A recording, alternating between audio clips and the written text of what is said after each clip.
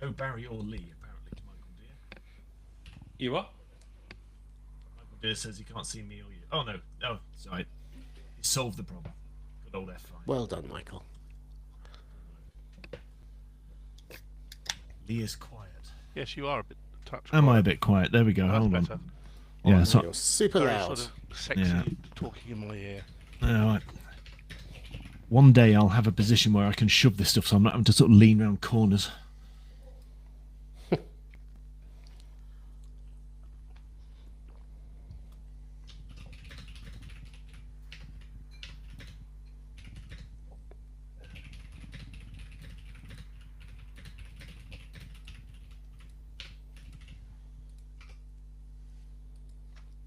Headphone mic. I guess I could do a headphone mic, Cole. But I've got a very nice sort of Yeti here. Unfortunately, I haven't got a very nice desky to go with my Yeti. So but that may change. There are pros and cons to both. The headphone mic obviously means that you stay a consistent distance from the microphone, so we don't have any problems with well, things going up and down, and it picks up less room and other stuff. Fewer. Yep, it picks up less, fewer, and so on. But generally, the quality isn't as good as the best. Low hum on the audio stream. If that's me, there's nothing I can do about it. It's normally your mains, isn't it? It's normally your Mac's plugged Well, in. I'm not plugged in to anything. I can't hear it. I can't hear it. Oh, I could. I can, yeah. Yeah, there is definitely one. I'm not hearing it. I'm Well, not it's hearing those it, which normally crap suggests it's headphones me, you but- always use. Oh, okay. Shall I swap over to these then? I mean, I could use a. So I used to use a standalone They're not big enough. USB audio interface and this Spectre microphone here, electrostatics. but it's a faff. It didn't really seem worth it. No, the Electrostatics from Japan. Oh, hang on, sorry. Just in my hat. Right. that was like really violent ASMR. I'm muting. It's not me humming, so that's first for this week.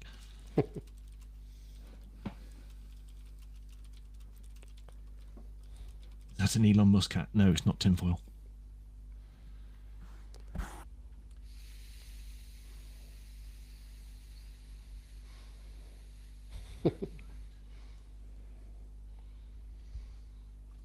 Is everyone enjoying the lovely weather anyway?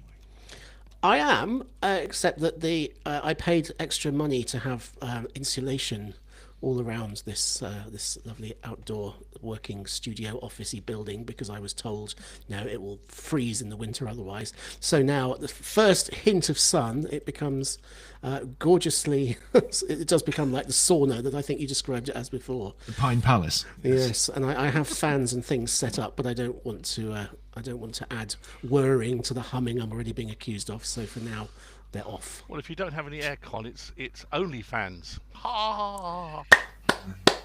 All right, we may as well just go home at this point. I think that we're not going to top that.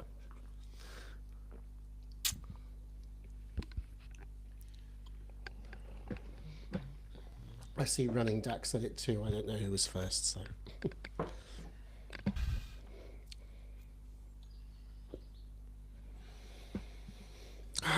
Everything's working. There's nothing to do. There's no like fiddling with people's settings or anything today. Oh, apparently I'm quiet. I shall waggle my knob in a rightwards direction. Is that better? Is that up or down? It's what is it here?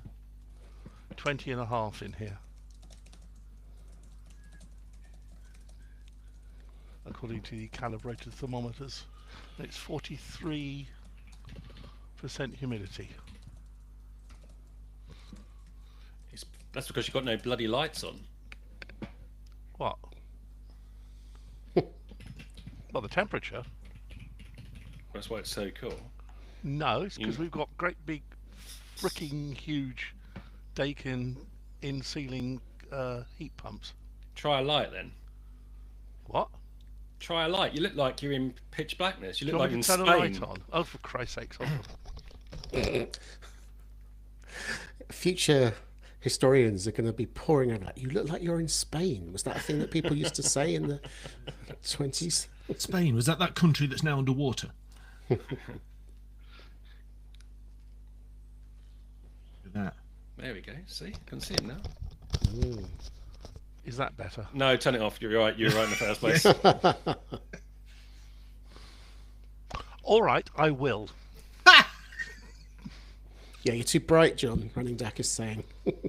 Yeah, your colour balance is all off. Oh God. No. Well, it passes the time.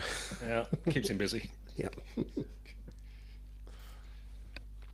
I've only got one story in a nib today, so I scheduled my usual amount of time for research, but well, I've got a hardware as And you well. got hardware, yeah. Well, I know all about used that. you off. I know all about that because I didn't need to do. I've already done all the testing, so I didn't need to read up on that. Your story seems to be shifting, though, doesn't it, over the last sort of 24 hours? What's that? I'm not doing spoilers, but there's every time I look at your story, there's another bit has come out. Oh, is there? Well, I probably missed that then, so you might have to step in and. Oh no, I'm not. I haven't mentioned any of it because, yeah, there's just lots of finger pointing. What is he waving now? Oh, it's his sweat gauge. Hang on. Is that a light meter? It is Oh, there you go. a properly calibrated Sekonic. Is that not bright enough? It's too much red. Yeah, Paul Riley is right. It is the rear window that's causing the balance to. It's like whenever I this happens every year. We go on a lovely skiing holiday over the Easter holidays, and I try to take a picture of the view from our apartment, which is always like a rather grubby little studio flat in a block, and then gorgeous, dazzling white snowy mountains in the background, and it's extremely hard to get a shot where you can see both of them. Need an ND grad. Yeah, but one specifically, like the Yeah. shape of the window. Is that better for you? Less red, more blue. That's nice. I like that. Excellent. Sorry, and not in a political sense. Thank you. Well, that's Clipton. Yeah, C800. We should do this as hardware one day. Yes. All right. Why not? On the cricket podcast. Ah, it's a great piece of kit. Cricket and tumbleweeds? No. I feel like it might be a bit niche for me. I probably wouldn't go hot on that. Oh, no fun. No. Famed for it. 15 seconds to curtain, Miss Piggy. Yeah. Exactly, Cole. I mean, how else can you measure stuff unless you know what the proper colour spectrum is and colour temperature? Turn Alexa off. 5, 4, 3. 1 o'clock. Somebody's tapping. Who's tapping? Stop it. Thank you. Not me. Good afternoon and welcome to the PC Pro podcast. It is, blimey, it's Thursday the 1st of May 2025 and I'm Barry Collins, feature editor of PC Pro. And with me today I have John Honeyball, Afternoon. Darian Graham-Smith, Hello there. and Lee Grant. Good afternoon. Good afternoon. And we're starting with me today, and it's Apple, who have got themselves in a spot of legal bother in the States. This is a ruling that came out yesterday in the District Court of California, and I've read a few court rulings in my time, but Apple is taking an absolute hiding in this one. This refers back to the ongoing case with Epic Games, who brought legal action, I think going back to 2021, or maybe even earlier, when they had this huge kerfuffle over Fortnite in the App Store.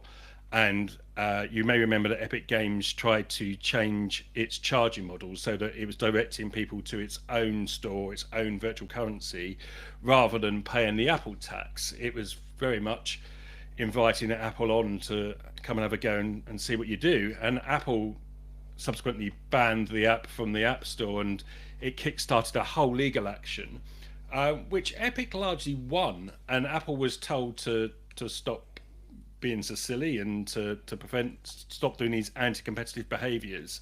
And it seems it didn't really pay much attention. So as a consequence of what the legal ruling in 2021, but Apple basically imposed a 27% commission on external purchases. So if you didn't want to go via the App Store and pay the 30% that way, you could instigate your own payment system, but they would require a 27% cut on that themselves. They also put in other conditions, like you weren't allowed to promote different payment methods in your app. So if, for example, you're Microsoft and you can buy an Office 365 subscription off of Microsoft.com, Apple didn't want you to promote that within the app because you wouldn't buy via the Apple Store and then they wouldn't take their cut. Well, the courts, Epic wasn't happy with this and others have challenged it, and the court has very much sided with those who've challenged it. And there's a absolutely scorchating, is that the word? Scorching ruling against Apple yesterday. The basic gist of it is that Apple now has to abandon these anti-competitive practices immediately, and there's also the risk of them facing charges of criminal contempt as well as civil contempt. There's one particular line in the judgment that absolutely stands out. I'm just going to read it to you now. It says, in stark contrast to Apple's initial in-court testimony, contemporaneous business documents reveal that Apple knew exactly what it was doing at every turn, chose the most anti-competitive option. To hide the truth, Vice President of Finance Alex Roman outright lied under oath. Internally, Philip Schiller had advocated that Apple comply with the injunction, but Tim Cook ignored Schiller and instead allowed Chief Financial Officer Luca Maestri and his finance team to convince him otherwise. Cook chose poorly. And I mean, it couldn't be much plainer than that, in the sense that the court has very much found against Apple. So the immediate effect is that all of these practices, such as charging if the companies are making payments in a third-party store, and the hideous barriers being put in the way of you promoting your own payment methods, have to be removed immediately. Apple says it will comply and appeal. And Tim Sweeney, who's the CEO of Epic Games, has basically said that the Fortnite app goes back into the App Store as soon as possible. And if Apple decides to stop any more anti-competitive practices, they'll drop all legal action going forward. John, what do you make of it? Well, it's, as you say, it's quite a major statement from the court, which is kind of why I threw it in front of everybody last night as soon as I saw it around midnight when it came out UK time. Anti-competitiveness, I mean, it keeps the lawyers very busy. You would expect a large corporate, whether it's Apple, Microsoft, Oracle, whatever, to do whatever it can to maximize its profits. That's kind of what these entities do. I've got slightly mixed feelings about this, and I tell you for why. Yes, anti-competitive behaviour, rigging of markets, whatever you want to call it, all of this stuff is obviously a very deeply bad thing and is bad for the customers. The problem here is it actually bad for me as a customer? Because the charges that are being made are being charged against the software company that's supplying the service.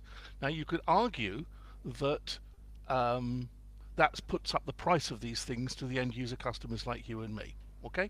And if that is the case, then that is clearly a bad thing. Are we taking any bets that these companies are going to drop their prices on the basis of Apple not being able to make this surcharge to them? And I do wonder whether this is actually going to happen. I suspect they're going to just basically keep their pricing exactly where it was and take all the money for themselves. There is another question, which is what... I've been pondering this one all morning as I've been rushing around doing other stuff. And my worry here is who is responsible for creating a platform, creating the hardware for a platform, the development tools and everything that goes with it, and then providing that platform for third parties. And I'm thinking in a very broad general sense here. And since one of them is one of the people involved here obviously is this game company, we can look at the likes of Xbox and PlayStation, which are not open platforms. You know, if you want to get your game onto Xbox or onto PlayStation, you do so by the rules of those two companies. And there is no, at least please correct me if I'm wrong, and Barry, you would know for sure. I don't know of any side loading and so forth, alternative app stores and so forth on those platforms. Are there any? No, but there are also none of the, or at least not as many of the restrictions that Apple provides. So, for example, if I want to play GeForce Now on my Android thing, Google isn't trying to take a 30% cut of every payment. So it's the specific anti-competitive practices, not the purpose of that they can set up their own app store and make certain conditions. I think it's the more egregious anti-competitive practices that the courts found against. Yeah, okay, so can you just explain to me, because clearly I'm being very dim today, which is not unusual, what is anti-competitive about this? Because the relationship here is, you know, the definition of anti-competitive is either that they're being preferential for some games companies over other games companies, which I don't think is the case, or it's anti-competitive for me as a user. I know that this is, I'm sort of flying an argumentative kite here. I'm just trying to understand what the actual real position is here. Well, I think it's both. I think in terms of the consumer, I mean, you said they may not put the prices down. That's true, but you cannot argue that applying a 27% tax on external purchases is not likely to raise up prices. In exactly the same way, you can't argue that applying 20% VAT is likely to push up the cost to a consumer. Any extra charge is likely to increase the cost to a consumer. Sure, but what I'm saying here is that if, given that this ruling has now gone through, and it looks like Apple will not be able to make this charge for companies like Fortnite who run an external billing system, or companies like Spotify and so forth who do external subscriptions, will we see those prices come down? Well, remember, John, when Epic installed its own payment system, it was 30% cheaper than Apple. That's exactly what they did. So it will be interesting to see where we go back to. Exactly so. That was 5 years ago, bear in mind. And that, for me, is going to be a key outcome from this. If we see external pricing purchased through app or through a website onto an account or something like that, if we see those prices come down, then absolutely it's been good for the consumer. But I'm really not sure this is going to happen.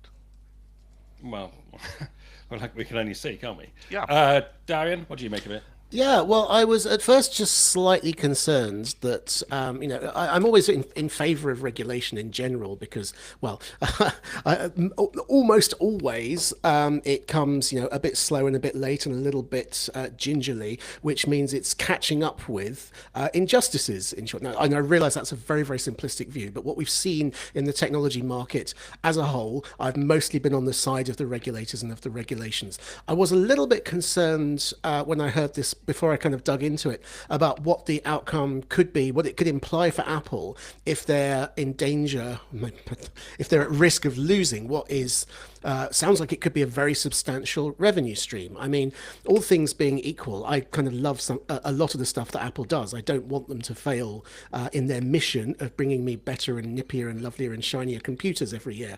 You can keep your phones, but I understand some people quite enjoy the iPhone as well.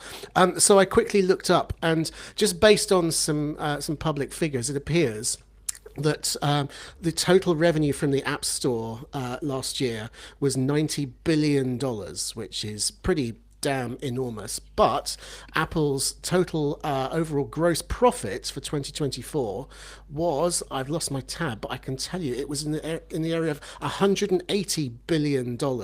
So even if everything on the App Store were completely free, if Apple made no money whatsoever from hosting it, they would still be making $90 billion a year. They would still be in a very, if I got that maths right, they would still be in a very, very strong position. Yes, they would be, still one of the most profitable barnstorming companies in the world. So I have very little sympathy for them. I don't think they can say, justifiably, we have to do this to keep the lights on. It is very clearly kind of doing everything they can to claw in money. You don't become one of the biggest, most profitable companies in the world without doing that. But I think they've been crossing a line, and I'm happy to see them get smacked down. Yeah, before I come to you, Lee, sorry, just to come back, the key thing was that they were told to stop doing this 5 years ago, and that they basically, according to the court, deliberately put in methods to work around the original court judgment. So it wasn't that Apple has suddenly been found guilty of this practice, overnight. It's that 5 years ago they were told to pack this nonsense in and then tried to deliberately circumvent it. And that's why the court has come out so strongly. Lee, your take, please. Yeah, I've got nothing more really to add to what you guys said about the sort of the nuts and bolts of the store. But the bit that I found interesting in the story was actually the legal side of it, particularly this judge who clearly has had enough of Apple. And one of the other quotes that Yvonne Gonzalez Rogers gave was that Alex Roman, who's the VP of Finance at Apple, as Barry said, that their testimony was replete with misdirection and outright lies.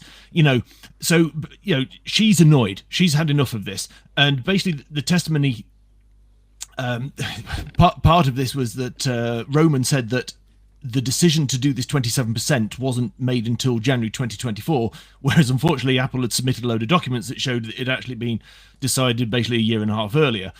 And Gonzalez, the judge, carried on saying, no, neither Apple nor its counsel corrected the now obvious lies. And this really, and the judges also said they're going to refer the case to the US attorney for possible criminal contempt procedures against Apple and Roman. And that is, to me, where this gets really interesting, because will Alex Roman be prosecuted for lying under oath? And if so, how? Because let's face it, when your pockets are as deep as Apple's, as Darian was just saying, fines are utterly meaningless. And I would argue provide zero deterrent and do anything to reduce corporate recidivism. So, it will be interesting to see if, Gonzalez sort of follows through on this and decides to absolutely nail Roman to the wall. It's just one. Part of my conflict in my head is this. I think charging for services that are provided outside of billing and payment and subscription stuff that's provided outside of the App Store, I've always felt that is pretty damn tenuous at the end of the day. Yeah, because Apple can't even claim that they are providing credit card handling facilities, which will be a small digit percentage of cost. So they don't have any cost at all involved in Fortnite having an outside store or in-app purchasing facility and account and so forth. So that's always been pretty thin ice. And so from that point of view, I can see, as I said at the beginning, I can see exactly why this has come around, and I'm not surprised at all.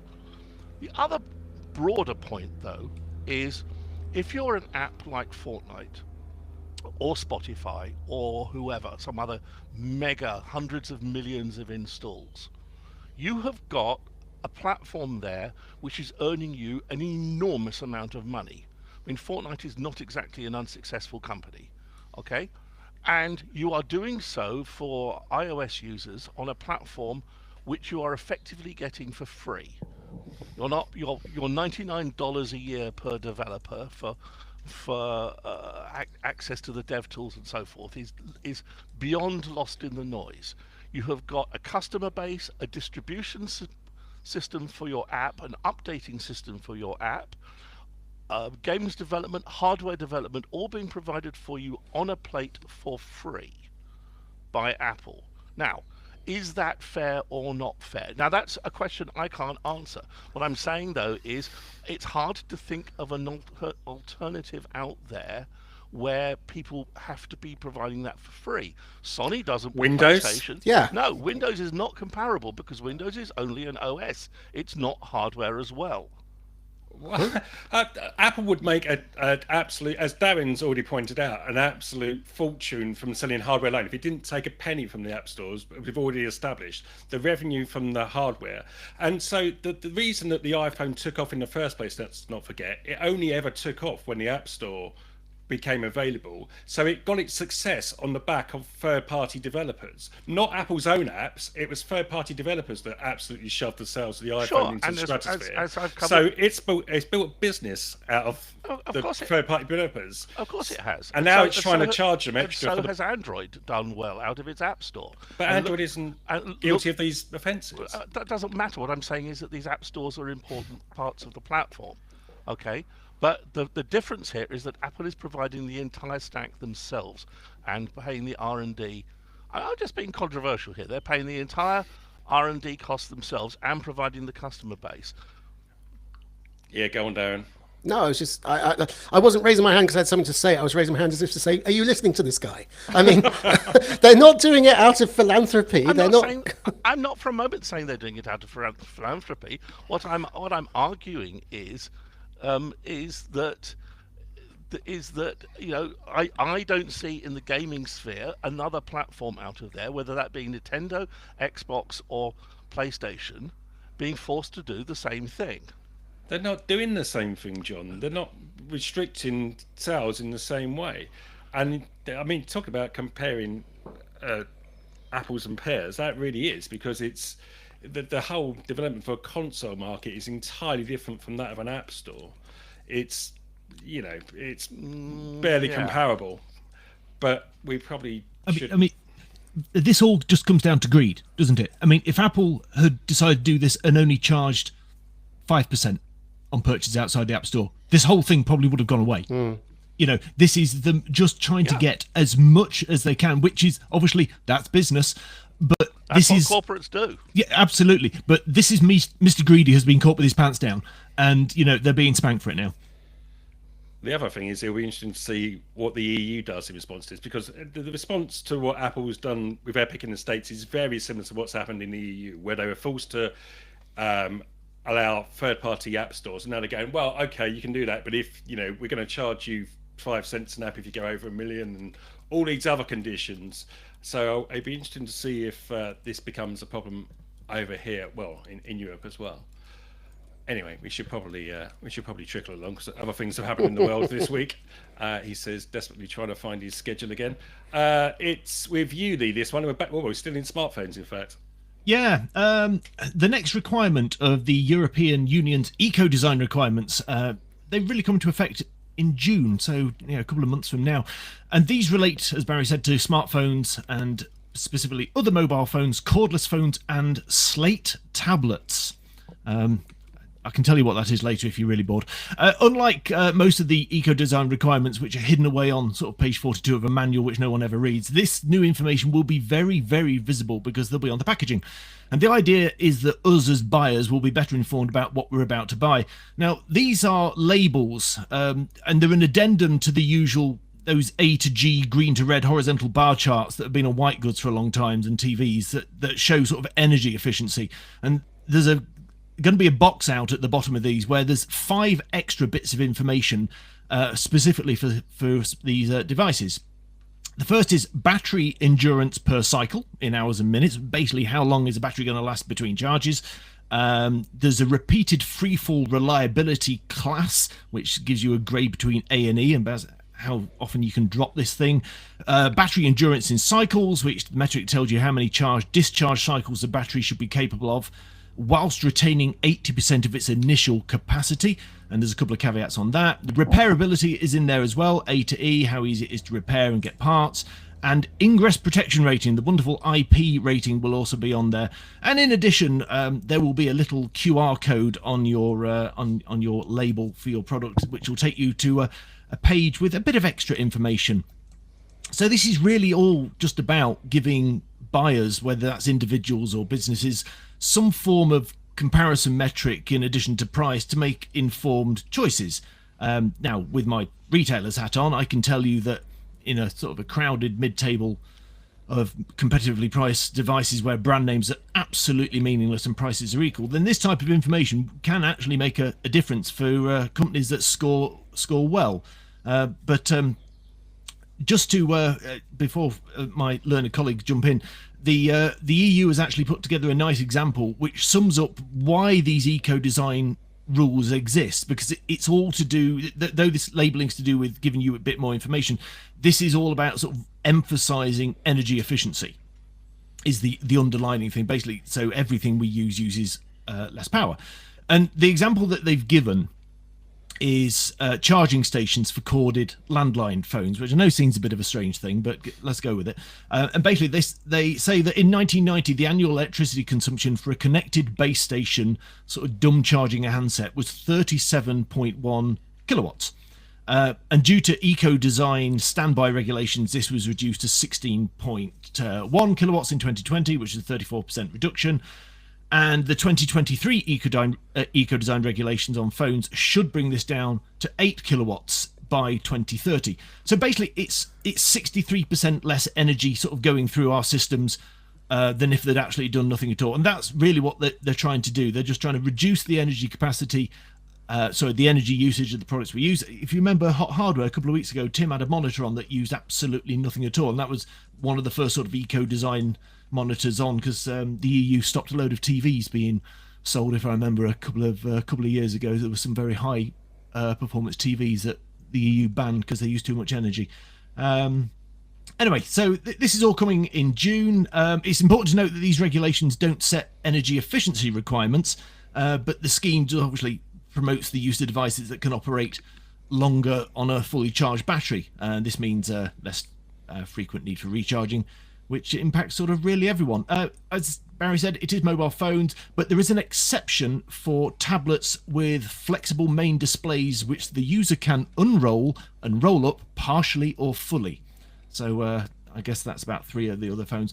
There is also, I'll just throw in before we go on it, there is a rather not talked about little caveat in there that manufacturers are also required to provide operating system updates within 6 months of the source code becoming available. So hopefully we should also see an end to those, as an Android update and whatever phone version of Android you've got on a non-Google handset, you don't get it to another 2 years. That should all end as well under these sort of next tweaks of eco-design. So just to be, as I'm clear, Lee, these labels, they're going to appear on the boxes, or how are they going to be surfaced to the consumer? They're going to appear on the boxes, and they should also appear on your if you're buying online. They should also appear in the product descriptions, in the sort of the images and stuff like that. In the same way that when you buy a fridge now online, you'll get the little bar chart thing. Now, whether anyone pays any attention to them is neither here nor there. The French they've had a labelling scheme for a few years that shows their own sort of repair indexes and things like that. And none of this is perfect, but it really, when your customers sort of scratching their chins, looking at a load of identical products, looking at sort of, various metrics, things like this can really sort of sway people. So I think it's something that we should not dismiss as a bit of waffle, but it really could start to make a difference and hopefully force people to actually just make some better products because they'll want to score higher.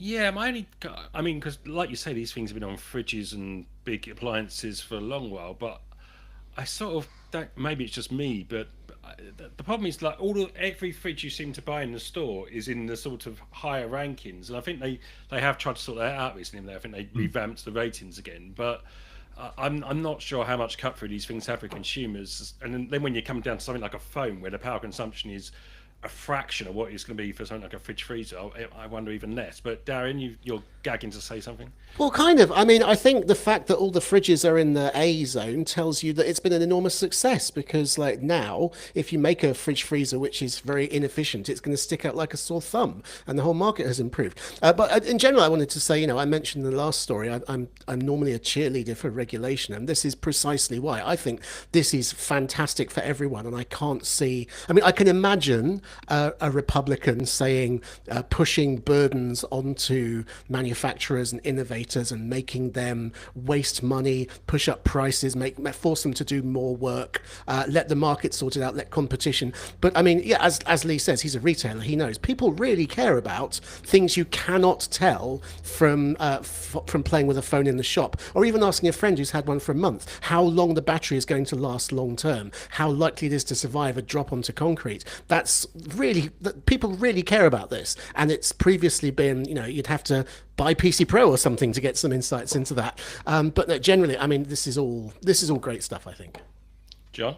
Obviously, I'm totally with Lee on this. It's a very good thing to provide this information to consumers at point of purchase so they can make better and more informed choices. It's clearly been a success. The thing that you were talking about other products, there's an IEC and ISO specifications. It's EON 50564 and IEC 62301 if you want to be nerdy and look it up, for standby power analysis. And the rules for Europe are, I think it's 2 watts standby without a display and 4 watts with a display. Or at least it used to be that a couple of years ago. And I know they're trying to ratchet it down even further. Because there is no reason why something in standby should be taking a lot of power.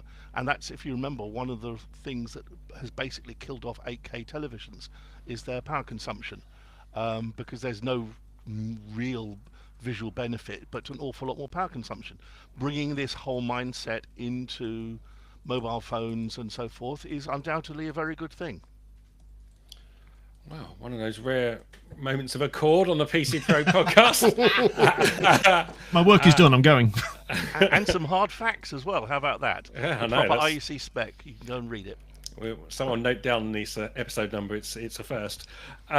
Let's move along. And well, there's certainly not much accord at Marks and Spencers at the moment, Darren. No, well, John said, we've got some hard facts, but unfortunately on this one, I'm a bit short of hard facts. What we do know is that Marks and Spencer suffered a cyber attack last Monday, more than 10 days ago, which caused them to be unable to accept contactless payments in store, unable to accept online orders, unable to redeem gift cards, and possibly some other things as well. But we don't know because M&S is being very secretive about it. It hasn't disclosed any details at all about exactly where the attack has come from, what it's caused, what the effect has been inside its systems. It certainly hasn't promised any timeline for remedy. So we're all, a little bit in the dark. Well, we're very much in the dark, and it's quite concerning. They've hired. We know that they've hired some experts to come in and inspect and hopefully, get some clarity. It's been suggested that a particular cyber criminal team called Scattered Spider may have been responsible for it. But yeah, I mean, really, this is a story because it's because we know so little about it. So if anyone has any insights, then please do join in. Well, I was sort of listening on the Today program this morning, and the National Cyber Security Centre was saying to retailers to be on guard, and they had a quote from some insider at a retailer who said they spent the past week patching like mad to make sure they're not vulnerable. And you sort of think, well, why is this not standard practice? It shouldn't. You should be on guard permanently, and you should be patching permanently. This shouldn't be something you do when one of your rivals gets attacked. That struck me as an odd thing for the National Cybersecurity Centre to say, at least. John, any thoughts? Well, I was just reading 2 hours ago on the BBC News website, staff at the Co-op are being ordered to keep their cameras on during remote work meetings and verify all attendees as the company deals with an ongoing cyber attack. So, there's a lot of this out there, unfortunately. I'm not too sure why Marks and Spencers would have no explanation as to what's going on at the moment. There does seem to be either they don't know, which is very worrying, or they do know it and they are trying to work out the extent of the damage and trying to roll systems back up and running. But to have gone on for this long and still actually have no public-facing explanation seems to me really quite remiss.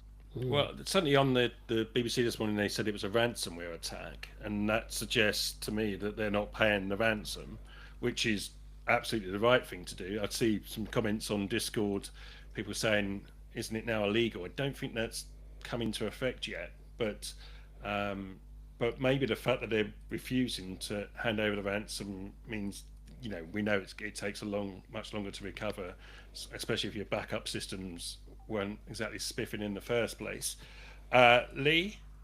I had a bit of a dig around in that sort of portal of knowledge known as Reddit, and sort of when I knew this was coming up, because there's a sub for Marks and Spencers populated by fans and people that work there. So with the caveat of what I'm about to say is what I gleaned this morning and last night by scouring profiles and not official word from Marks and Spencers.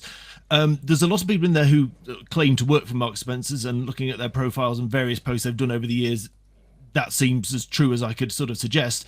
And it seems that different stores seem to be reporting different faults. So some, for example, are saying they have to go and check their freezers because their warning systems don't work if they go down. Some are saying that they can't process customer returns. Some saying they can do it, some can't. So it seems like there's total chaos for the shop staff. So no wonder that the customers are confused and Marks and Spencers don't seem to be saying anything, because you start sort of throwing all that together, they do seem like they are running around sort of like headless chickens.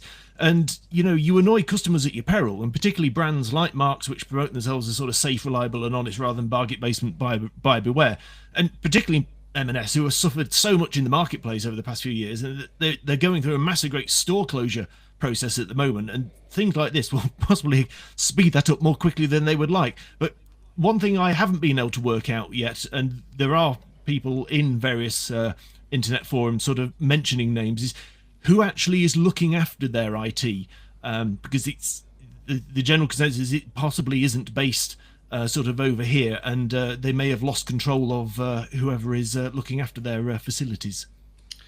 The thing with any of these retail stores is that the legacy systems, they're going to be, I mean, we are going back some time, but 20 years ago, I was working in Debenhams, and some of the computer systems in the back end were still from the 80s. I mean, it's incredible how much cruft gets kept in those organizations. And then, so I imagine for any outside contractor to be looking over those systems is one hell of a job. I'm not defending the fact, they've clearly made some enormous screw up, but that's not pretend defending those kind of systems is easy. John? And let's not talk about banking systems and airline systems. Well, yeah. In terms of, quantities of legacy code that can be lurking around on those platforms, I'm sure there are still people who have got a very profitable retirement because they still know how to code COBOL on these big systems. I mean, you only need to go and peer around and look at the screen on a check-in desk at an airport. I went through Heathrow and I was being checked in, and I could see the screen because they were checking something for me. And this is just terminal mode into a mainframe kind of view, and there is a reason why when you check in or do anything like that, there's an awful lot of typing, because there's a horrible old interface there with a keyboard-driven interface. It's prehistoric, but I do wonder whether it's even really possible to try to update these systems in a way. I mean, I'm sure the AI group out there AI crowd out there will just say, well, I'm sure Grok can recode it in an afternoon for you in something modern. But I mean, in terms of actual real live production systems doing hard stuff, it's a whole different world of difficult. And I could certainly see how Marks and Spencers would have what we could, very glibly talk about cruft lurking around in their systems, but actually, very hard to refactor, very hard to replace code. But in some ways, that's a defence, isn't it? Because these 20-year-old kids who are hacking into Marks and Spencers or whatever probably don't know how to access these systems if they're even, particularly well networked in the first place.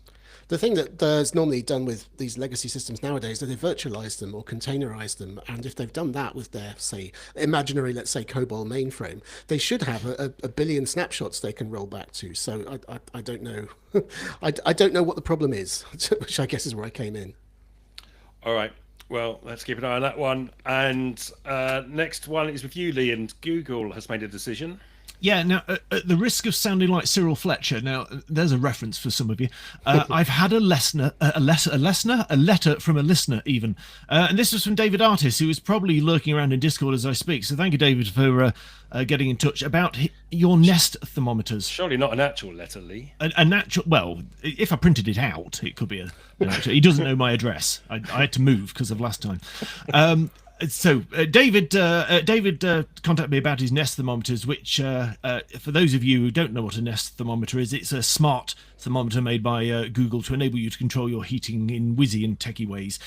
Sadly, David's days remotely turning on the immersion heater from a distance are coming to an end, because a blog post from the Google Nest team announces that the end of there's going to be under support for the first and second gen Nest learning thermometers from October 2025. Blimey, that's going to be a busy month for turning things off, isn't it?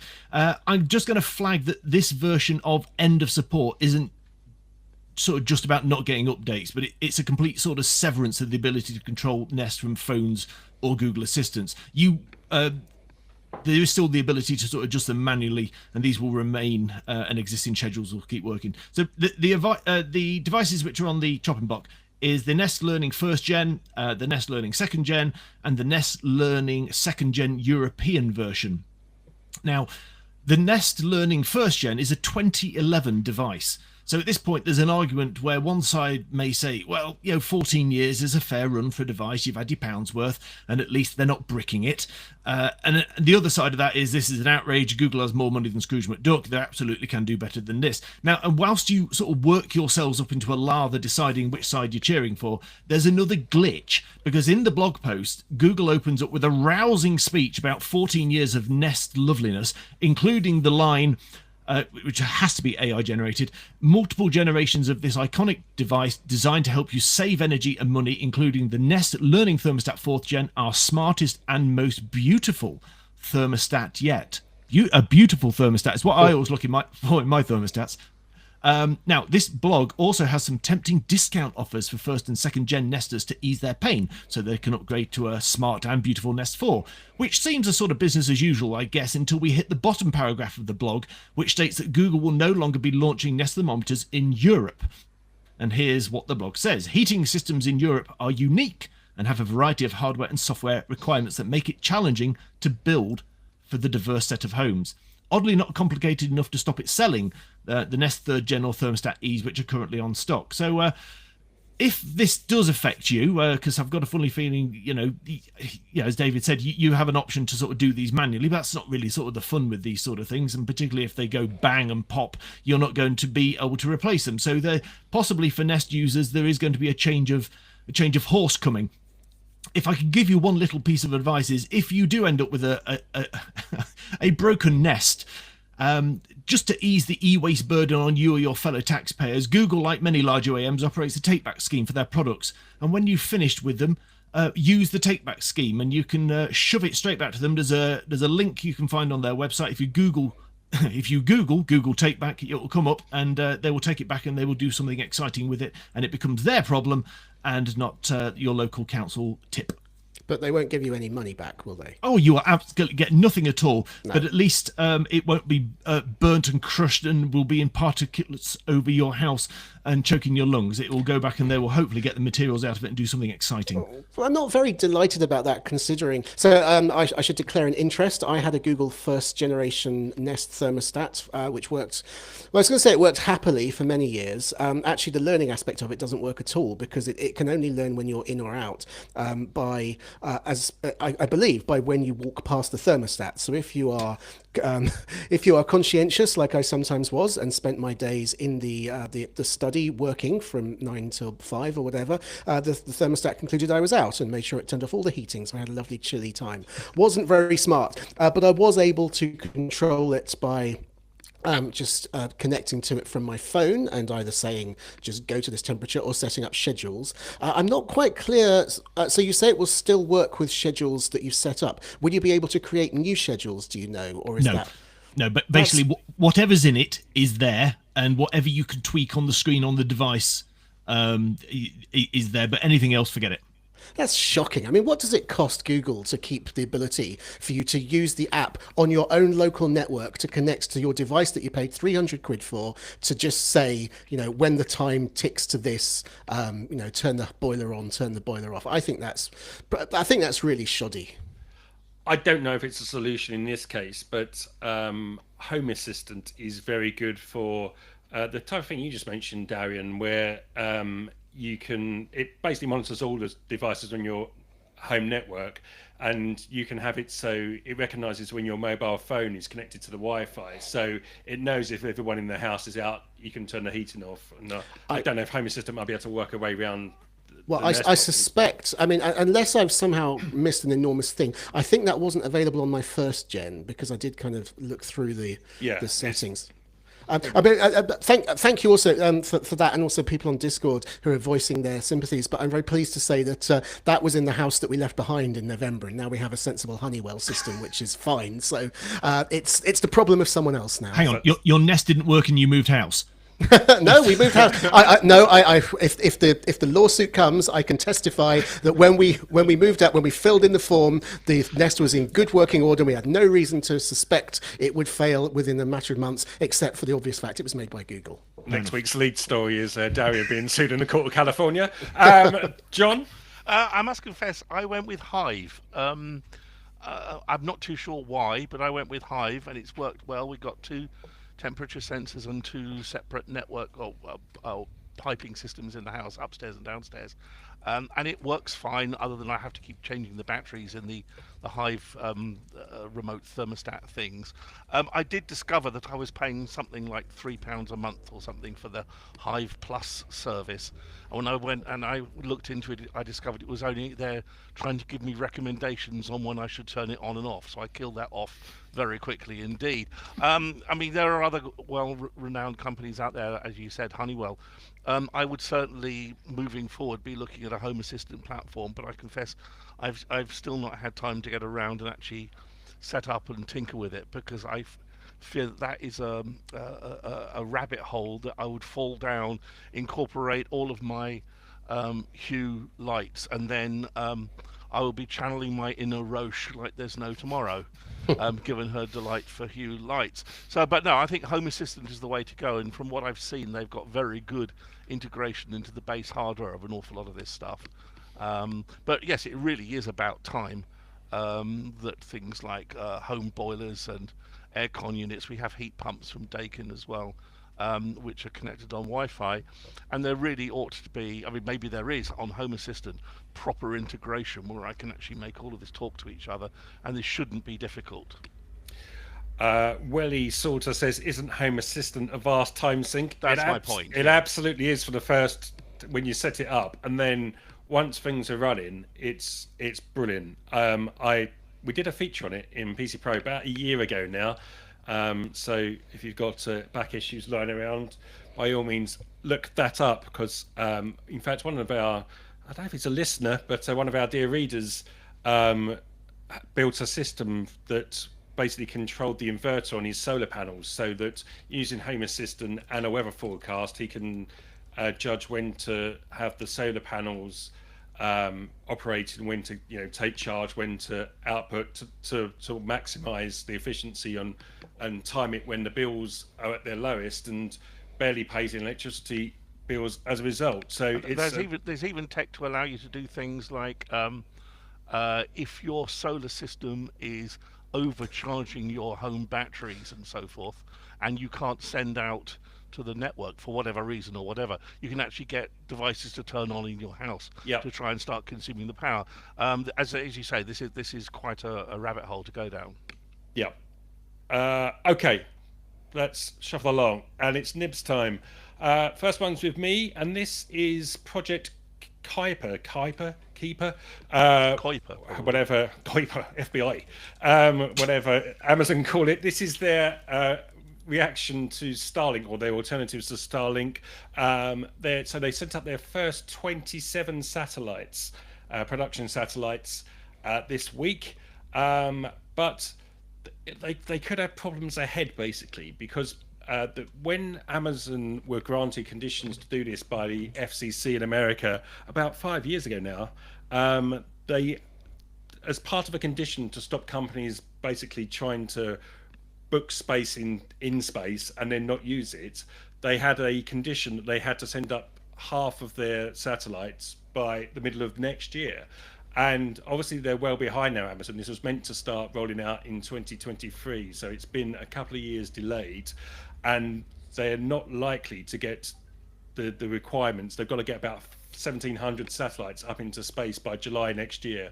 They're not likely to make that unless Jeff Bezos has got a hell of a lot more rockets lying around that he's not sending Katy Perry up into space with. So they could end up in a bit of a squabble with the FCC, which is now largely controlled by a Trump appointee, of course. Now, you may remember earlier this week that Amazon had a spot of bother with Mr. Trump and the White House, because there was a story that Amazon was planning to add whatever the cost of tariffs would be on their product listings, to make it clear to American consumers that why their prices were going up. This rather annoyed the White House. The White House press secretary Caroline Leavitt called it a hostile and political act, then held up a picture of Jeff Bezos, and basically implied he was a puppet for the Chinese government because Amazon basically took down reader reviews of the Chinese president's speeches and writings, a book of the Chinese government's speeches and writings. Anyway, so that all got resolved very quickly when Mr. Trump got on the phone. So that may be one reason why Jeff Bezos wasn't keen to pick a fight with the White House. But it'll be interesting to see this time next year whether Amazon gets the right to continue sending satellites. Because if it doesn't, and the FCC actually sticks to its rules, then Amazon can't launch any more satellites, and it's never going to catch up with Starlink. That was a very long nib. I apologise. Darian, over to you.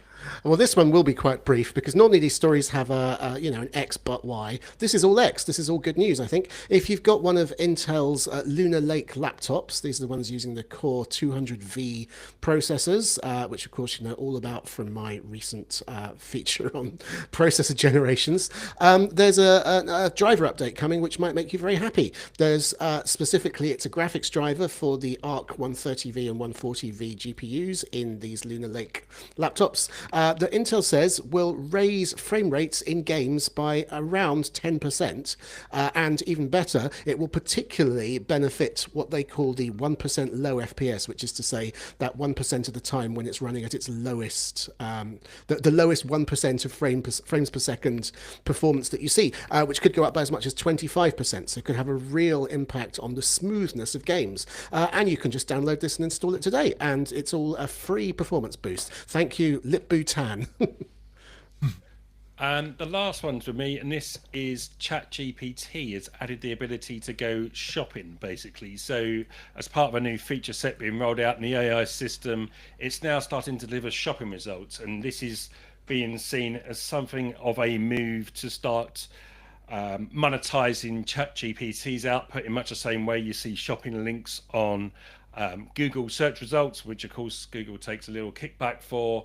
They're starting to now appear in ChatGPT recommendations, and of course the obvious worry there is it going to only start recommending products to where it takes an affiliate link and God knows what. So just something to be aware of if you're a ChatGPT user and you suddenly start being recommended the fine PC Pro magazine on sale now for $5.99 in all good news agents.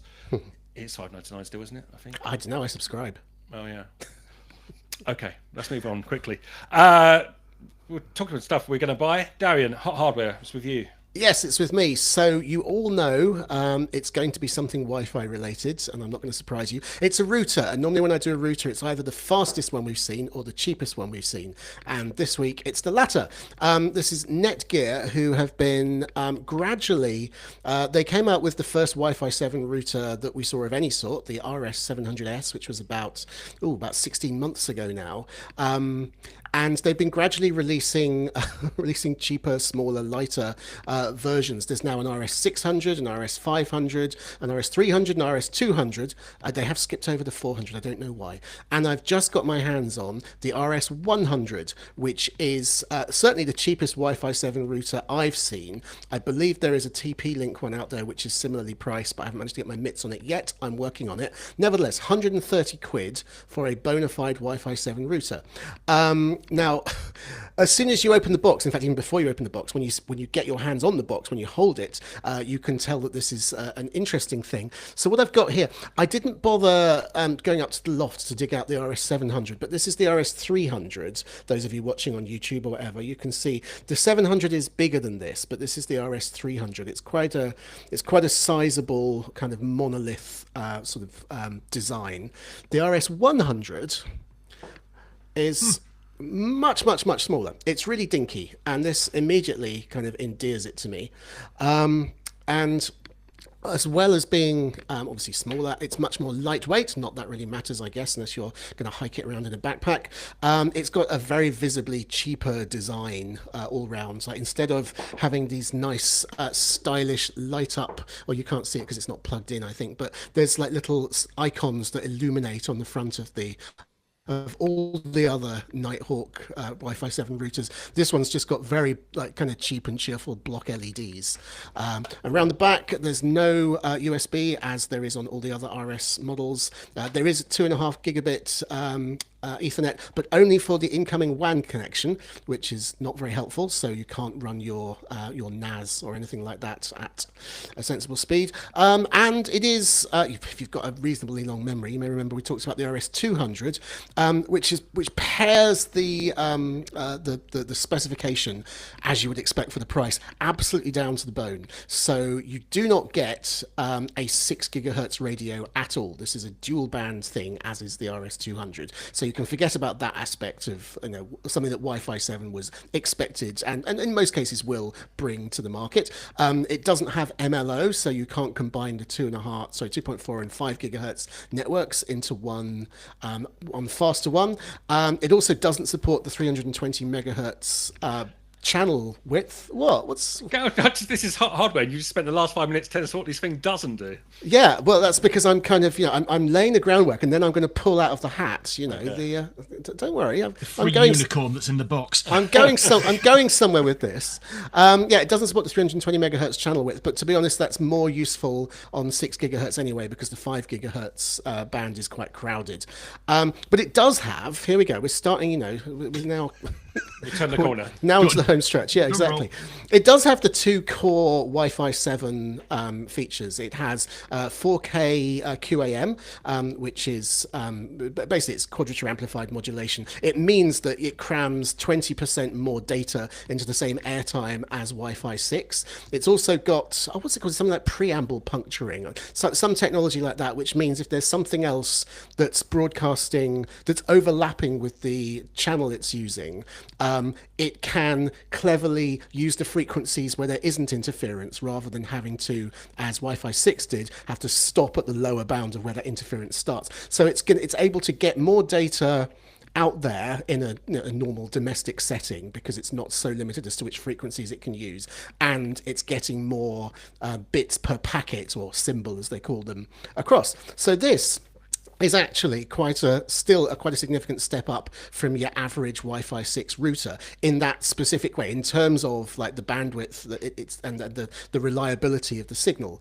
So what does this mean in practice? I did my usual tests. I plugged in this in the study, took my laptop to the bathroom and to various other rooms in the house. You will remember, sadly, the bathroom in this house is not all that far away from the study, so that particular meme is a bit moribund. But basically, I got 95 megabytes per second downstream when I was up close, and no matter where I roamed, it never went lower than I think about 35 megabytes per second. So that's like 300 megabits, which is way, way, way more than anybody needs for anything except if they have, if they're a Linux developer zooming zooming the distribution images up and down a pipe, then they might want something faster.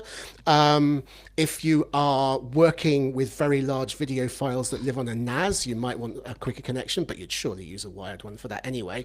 But for like 99% of households, there is plenty of performance here. It's got all the key it's got the Wi-Fi 7 technologies that you need for it to work with the upcoming, or the latest generation of laptops and desktops and so forth. So you'll get that little, well, I say little, I mean, it's not a negligible advantage. I dug out the old Asus RTAX59U, which is one of our recommended Wi-Fi 6 routers, and this was faster than it everywhere for about 40 quid more, I think, but it was like substantially like 20-30% quicker. So there is a real benefit to be had in terms of Wi-Fi performance, and just to kind of come back to, it's just really cute. So I know it's a black obelisk, but compared to almost any other router which has crossed my desk, and believe me, that's pretty much all that crosses my desk, so I feel like I'm qualified to talk about this. This is the one I would be, it's the one that I would recommend if a random friend, I always say this, if a power user said, I have these very specific big high level needs, what should I do, then I would maybe spend some time digging out spreadsheets and having a think about specifications and so on. But if a normal person said, "What router would you recommend?" I would probably say, if you really don't care about performance or future proofing, then there are some dirt cheap Wi-Fi 6 options out there. You can pay 30 quid, I think, for the TP-Link Archer X18.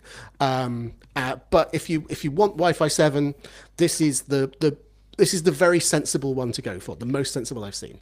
Running Duck asks, what is performance like to the old bathroom? I presume when you sold your house, you bought I rights sold the to go bathroom back as well, in. yeah. No, I thought sorry. you buy the rights to go back and test your Wi-Fi equipment, but clearly not. Tim's clearly short of cash this month. John, any thoughts on this one? Well, I mean, it's pretty damn cheap, isn't it? 100 and not very many pounds. Yeah, 130. And, yeah, the specification is, shall we be generous and say bare bones? But if you want a new router with probably a reasonable forward-going support life cycle on it in terms of firmware and so forth, then it's kind of you're not shooting yourself in the foot getting this. I guess is about as enthusiastic as I can get with it. I mean, for myself, the Unify Express 7 that we did as hot hardware some weeks ago, I think is somewhat more useful in terms of it does 6 gigahertz, it has 2.5 gig LAN port and so forth. Yes, it's a bit more money, and if you want to spend another bit more money, the Dream Router 7 with 4 2.5 gig Ethernet LAN ports is a good thing, but you're paying a bit more money. It depends if you want access to something like the Unify platform with security cameras, door controls, front door systems, and all the other stuff that it can do, or do you want a basic bog standard simple Wi-Fi router?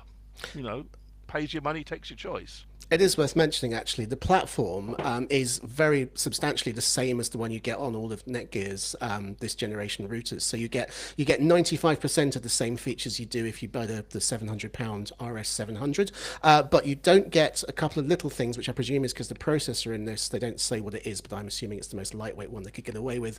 It won't run their inbound VPN server, and it won't run their parental controls, but you have to pay extra for the full parental control package anyway, so that's a whole other thing.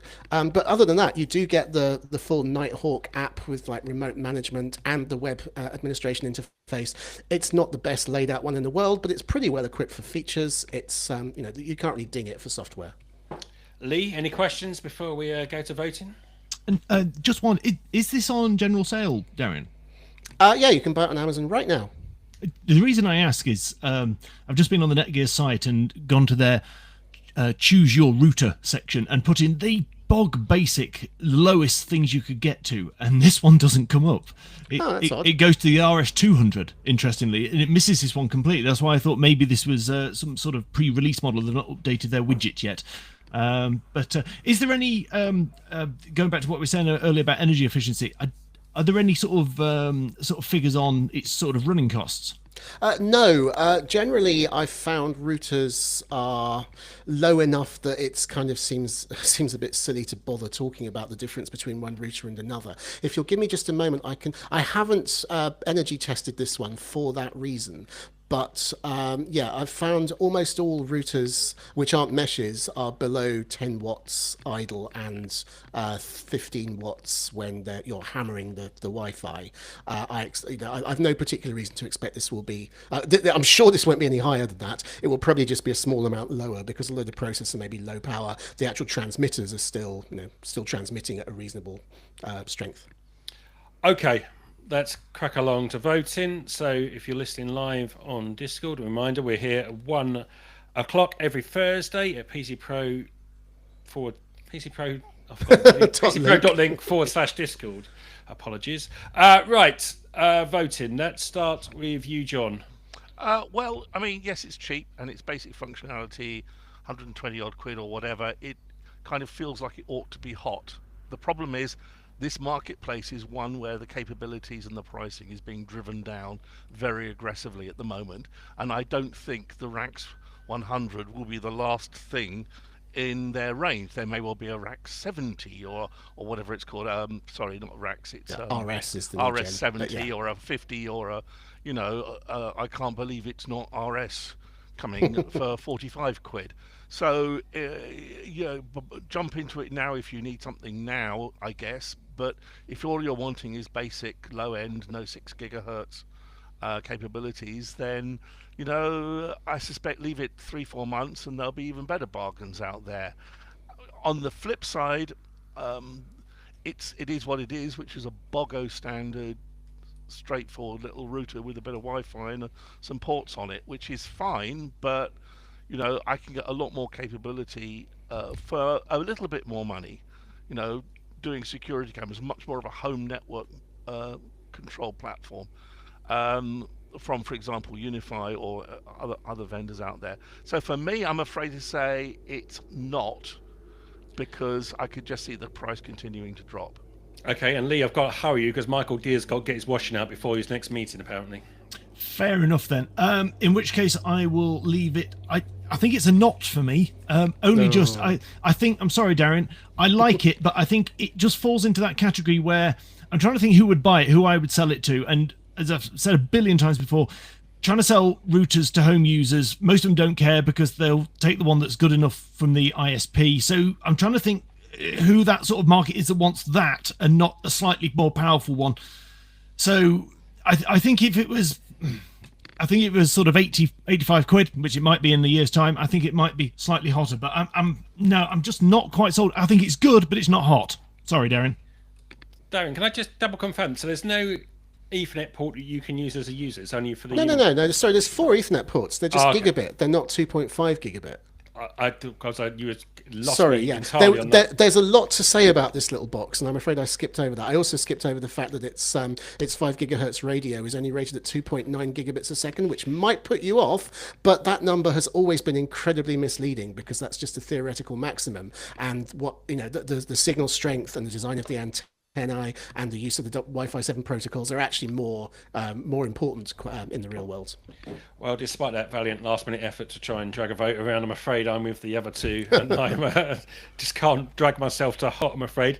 And fortunately, neither can the dear Hyperloy, because they've voted 60-40 against this one. It was close for a long while there. It had an early lead, but I think as Lee and John started dismantling it, the votes started going against it as well. So unfortunately, Darren, it's a clean sweep defeat for the Netgear Nighthawk RS100, but a valiant attempt. Thank you very much for joining us this week. We're here every Thursday at 1 p.m. if you want to join us live.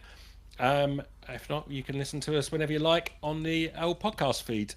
Apparently the magazine's $6.99 now, so there's the politician who doesn't know the price of milk. Apologies to everybody who's being overcharged a quid for the magazine, and we will see you next week. Goodbye. Bye. Bye.